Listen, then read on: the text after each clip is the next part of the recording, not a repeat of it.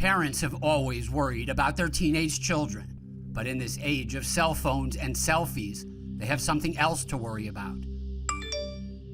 Their children may be sexting, using their phones to send nude photos, or sexually explicit messages.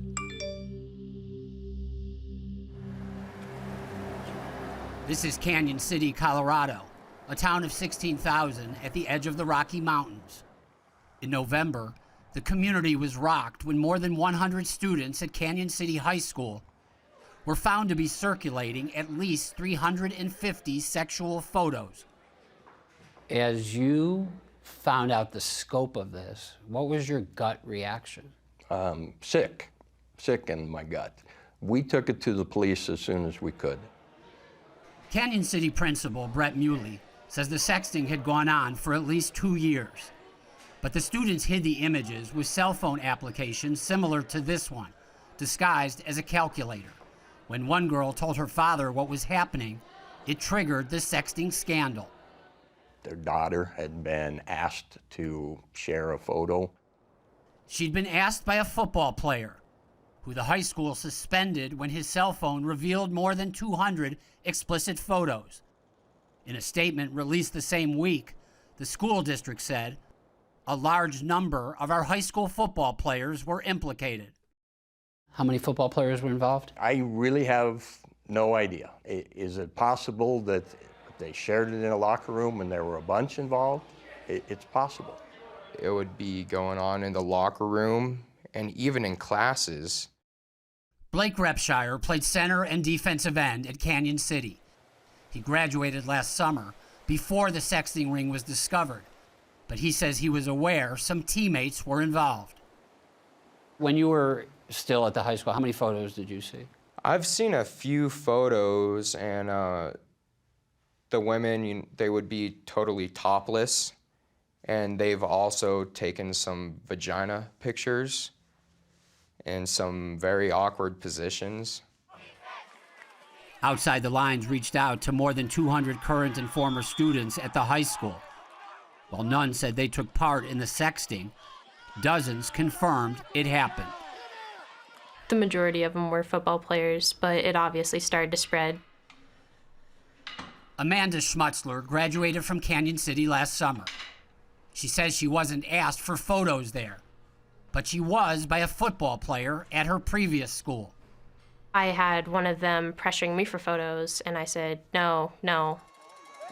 With so many players involved in the sexting scandal, the school decided to forfeit the regular season finale, even though a win might have led to a playoff berth. That's what needed to be done. If they missed out, sorry. But overall, yeah, there needed to be repercussions. Do I think parents should be very concerned? Absolutely, yes. As the police began their own investigation, there was more at stake than a football game. In many states, including Colorado, teenagers who sext can be charged with felonies under child pornography laws.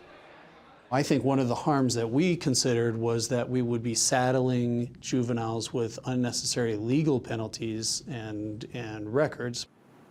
District Attorney Tom Ledoux oversaw the case in Canyon City. At this highly anticipated news conference, he announced why he was not pressing charges. The resulting investigation did not identify any of the potential aggravating factors, such as the involvement of adults, the posting of images to the internet, coercion or bullying. We interviewed some former and current students, and 4 students used the word pressure. They said that girls were pressured to send photos by boys. I'm sure some of those girls felt some pressure from the persistent requests, but again, there was no indication that there were any threats or any retaliation or retribution against individuals that didn't take photographs. At least 20 states have new laws making teenage sexting a misdemeanor, giving prosecutors more options when deciding whether to file charges. In the aftermath of the Canyon City scandal, Colorado lawmakers are debating a similar law. 1,700 miles away, in North Carolina, the laws that deal with sexting are among the nation's harshest. Fayetteville high school football player Cormega Copening discovered that when he and his girlfriend were caught exchanging nude photos. 16 years old at the time, they were horrified when charged with multiple felony counts for the sexual exploitation of a minor. The way the charge sounded, it sounded like horrible. Like I was like trying to like exploit her in any way. It made me feel like weird because it was my girlfriend. No one else saw him but us. His ordeal began when sheriff's deputies examined his cell phone, looking for potential video evidence in an unrelated statutory rape case. Copening wasn't a suspect, and no evidence was found. But something else was. When our investigators went through his phone looking at the data on it, we saw that there were photos of himself and another person. Under North Carolina law, Copening and his girlfriend, who declined to be interviewed, were charged as adults. She was charged with 2 felony counts, and Copening with 5. If convicted, he faced up to 10 years in prison and would have to register as a sex offender.